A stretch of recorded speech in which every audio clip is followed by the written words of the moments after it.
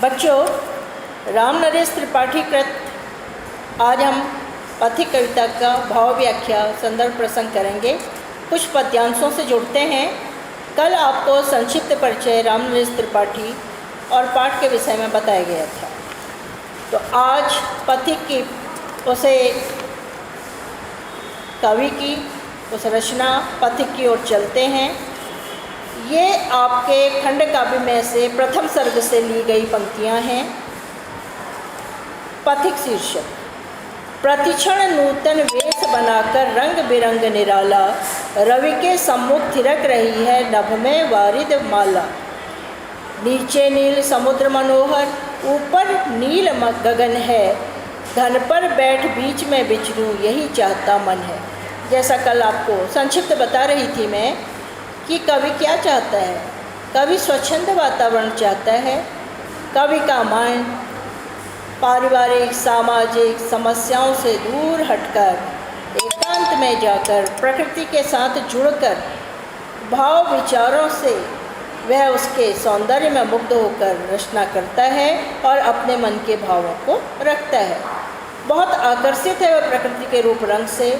जो सुखद आनंद की अनुभूति उसे प्रकृति से हो रही है वह उसे अन्यत्र दिखाई नहीं देती। इसीलिए वो कह रहा है, प्रतिक्षण नूतन वेश बनाकर रंग बिरंग निराला। हर पल हर क्षण ये प्रकृति ऐसी है, नव नव रूप धारण करती चली जाती है। क्योंकि प्रकृति के जो परिवर्तन हैं वो उसके रूप सौंदर्य को और अधिक निखार देती है। आपने देखा होगा हमारे प्रकृति में मौसम के अनुरूप रंग रूप पेड़ पौधे नदी पर्वत सागर बदलते रहते हैं। तो ऐसे ही रंग बिरंगे रूप को देखकर सौंदर्य को देखकर कवि मुग्ध है और उसके वह वशीभूत हो चुका है। कहता है कि यह अद्भुत सुंदर वेश रंग जो अन्यत्र दिखाई नहीं पड़ता, ये अद्भुत है, निराला है अपने में। रवि के सम्मुख थिरक रही है नभ में वारिद वाला। जो उसने देखा कि सूर्य चमक रहा है आकाश में और सूर्य की किरणें जो पृथ्वी पर आ रही हैं वो उसे ऐसा लग रहा है कि थिरकती हुई हैं, जैसे कोई नृत्य कर रहा हो। और वो चमकती हुई किरणें थिरकती हुई उसे प्रतीत हो रही हैं और कह रहे हैं नभ में वारिद माला। और आकाश की ओर यदि वो दृष्टि डालता है तो वहाँ उसे बादलों की पंक्तियाँ हैं एक माला के रूप में दिखाई देती। इतनी सुखद अनुभूति उसे हो रही है कि ये वारिद माला ही हो, आकाश में छाई हुई बादलों की जो गुबार जिसे आप कहते हैं, जो रुई के फाहे से नज़र आते हैं। कहीं पर वह आसमानी होते हैं, कहीं पर वो काले होते हैं, कहीं पर वो सफ़ेद होते हैं। जिस तरह माला में मन का मोती अलग अलग रूप से सौंदर्य को बढ़ाते हैं, उसी तरह आकाश में ये बादलों की माला सौंदर्य को बढ़ा रही है। नीचे नील समुद्र मनोहर, ऊपर नील गगन है। नीचे समुद्र के किनारे वो बैठा है और समुद्र की भी आभा उसे अपनी ओर आकर्षित कर रही है। वो कह रहा है कि नीचे समुद्र का जो जल है वो स्वच्छता के कारण नील वर्ण का दिखाई दे रहा है। वो बहुत ही सुंदर है, मन का हरण करने वाला है।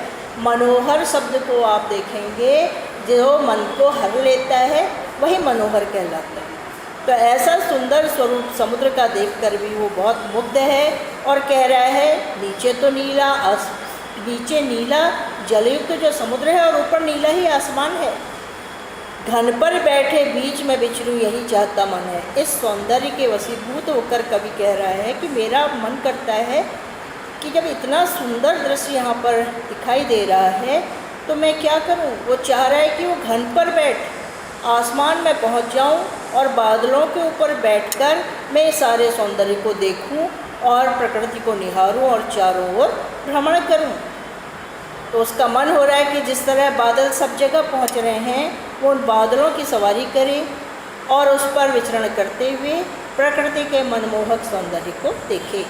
तो ये यहाँ पर पथिक के प्रमुख जो 4 पंक्तियाँ थी उसके भाव व्याख्या आपको कराई गई है। अब हम इसके काव्य सौंदर्य की ओर चलते हैं। खड़ी बोली आप प्रथम लिखेंगे ही। नई कविता है ये। नई कविता में जरूरी नहीं है कि हर पंक्ति का अंत तुकांत हो या छंद बद्धी हो। यहाँ पर इसीलिए नई कविता के रूप में उसने खंड काव्य की रचना की, जो खड़ी बोली में रचा गया। और रंग बिरंग के बीच वही योजक शब्दों का प्रयोग हुआ है, आपको बताया जाता है। वारिद माला के मध्य भी योजक शब्दों का प्रयोग हुआ है। तो यहाँ पर वारिद माला इस शब्द को आप देखेंगे, मैंने आपको बताया था बादल रूपी मालाएं, वारिद माला कह दिया गया है, तो बादल रूपी मालाएं ये रूपक अलंकार है। इसके बाद आप देखेंगे कि नीचे नील समुद्र मनोहर, ऊपर नील गगन है। समुद्र को एकदम नीला ही कह दिया है, नील समुद्र कह दिया है। तो यहाँ पर भी एक रूपता दिखा दी गई है, नील गगन में भी एक रूपता दिखा दी गई है। गगन नीला, वैसे नीला ही आकाश होता है, लेकिन कभी कभी आप देखते हैं कि आकाश नील वर्ण से हटकर कई और रंग भी बिखेरता है, लेकिन नील गगन है। तो यहाँ पर गगन की विशेषता नीला है। आप देखते होंगे विशेषण और विशेष्य का प्रयोग भी इसमें हुआ है, और बाकी भाषा सहज सरल है, ये आप लिखेंगे। प्रकृति का उसने अद्भुत चित्रण किया है।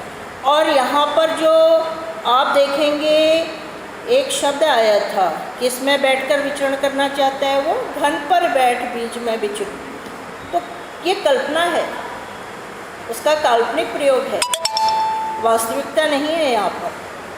तो कल्पना कर रहा है, कल्पना लोक में विचरण कवि कर रहा है। तो इस अंश के बाद हम दूसरे अंश पर चलते हैं। बहुत ही प्रमुख अंश है ये। रत्नाकर गर्जन करता है, मलिया नील बहता है, हरदम यह हौसला हृदय में प्रिय भरा रहता है।